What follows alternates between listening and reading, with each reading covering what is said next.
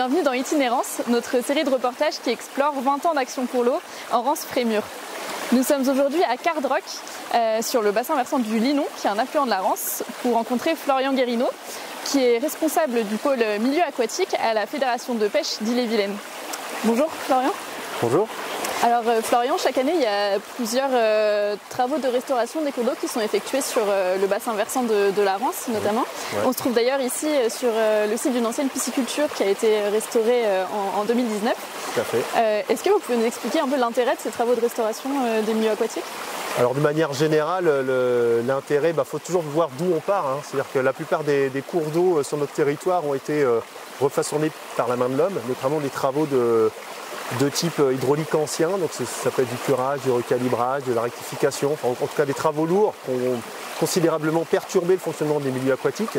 À l'époque, on a plutôt une vision finalement d'un cheminement hydraulique avec cette vision de l'eau qu'on doit faire partir le plus vite possible en aval. Et l'intérêt aujourd'hui de revenir restaurer ces milieux aquatiques, c'est de leur redonner justement toutes les fonctionnalités associées. Aussi bien des fonctionnalités pour le milieu aquatique en tant que tel, à savoir que ce soit un support de biodiversité, mais aussi redonner toutes les fonctions écosystémiques d'un tel milieu, que ce soit en termes d'agrément, en termes de lutte contre les inondations, d'un apport d'une eau fraîche, de qualité, en quantité, enfin voilà, l'ensemble des fonctions attendues sur ce type de milieu. Alors Florian, vous, ça fait plusieurs années, voire dizaines d'années que vous travaillez sur la restauration des milieux aquatiques et sur le bassin versant.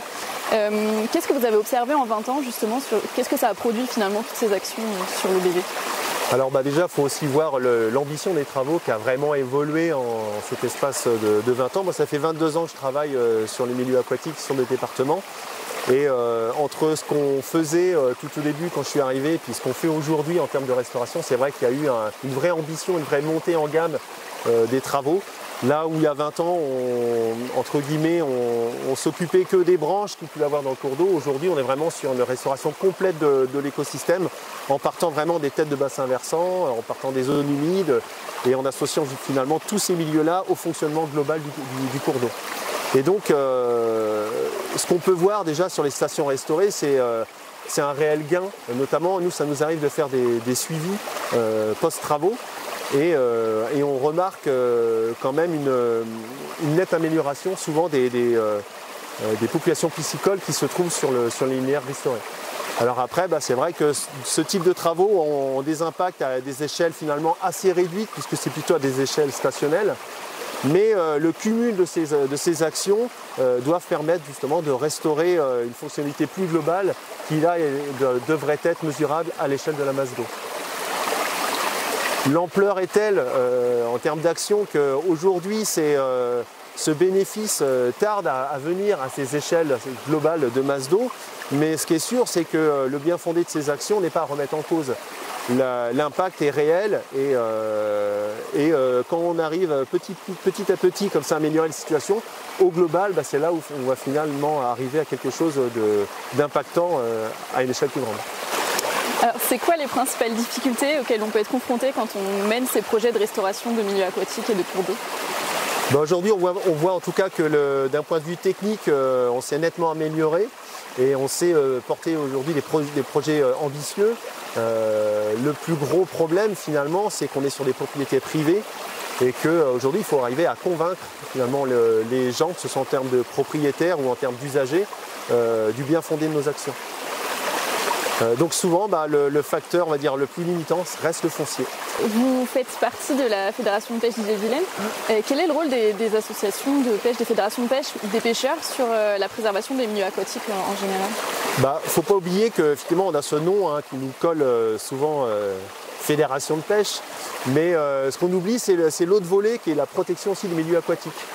Et donc c'est bien inscrit dans nos statuts. Et de ce point de vue-là, si je prends mon exemple, plus de 98% de mon temps est dédié aux missions de protection du milieu aquatique au sein de la fédération. Donc on est vraiment ancré dans une logique où nous sommes un acteur engagé pour la restauration de ces milieux et on y déploie énormément de temps et d'énergie pour arriver à ces fins. C'est pour ça notamment qu'une partie de la profession est tournée dans l'accompagnement des collectivités territoriales dans la mise en œuvre des travaux de restauration, en leur apportant toute notre expertise et notre connaissance des bassins versants sur lesquels on évolue. Un point aussi qui est très important, me semble-t-il, la présence en tout cas de l'homme au bord de l'eau, et notamment des gens qui sont sensibles à la qualité des milieux dans lesquels ils évoluent, pour moi est vraiment une plus-value des pêcheurs, puisque on a vraiment un rôle de sentinelle sur la qualité des cours d'eau dans lesquels on va exercer le loisir. Et vous voyez, pas plus tard que ce matin, j'ai encore eu un coup de fil d'une pollution. Et il faut savoir que la plupart des pollutions qui sont aujourd'hui remontées au service de l'État passent par ces coups de fil au standard ou en direct qu'on peut avoir des pêcheurs qui nous disent « Ah attention, là à tel endroit, j'ai été pratiquer la pêche et j'ai vu des trucs pas trop catholiques, ou en tout cas j'ai vu un rejet, ou j'ai vu des travaux hydrauliques qui ne semblent pas être logiques. » Un petit mot de la fin ? Ce que je voudrais éventuellement vous partager, c'est l'approche de ces travaux de restauration. Souvent, on a tendance à réduire un petit peu l'intérêt de ces travaux à quelques petits poissons qu'on va trouver dans la rivière.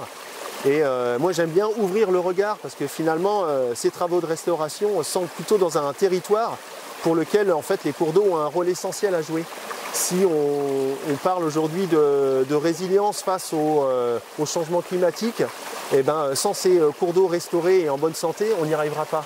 Si on parle de projets de territoire avec des développements aussi d'activités humaines, dans des milieux qui sont déjà perturbés, sur lesquels on manque d'eau, on a des problèmes de qualité, c'est plus envisageable. Donc on voit bien que ces travaux-là s'inscrivent vraiment dans une logique durable et il faut vraiment ouvrir le focus en se disant que c'est d'intérêt général et ça ne sert pas effectivement qu'à 2-3 petits poissons qu'on va trouver ou alors 2-3 pêcheurs qui vont se faire plaisir.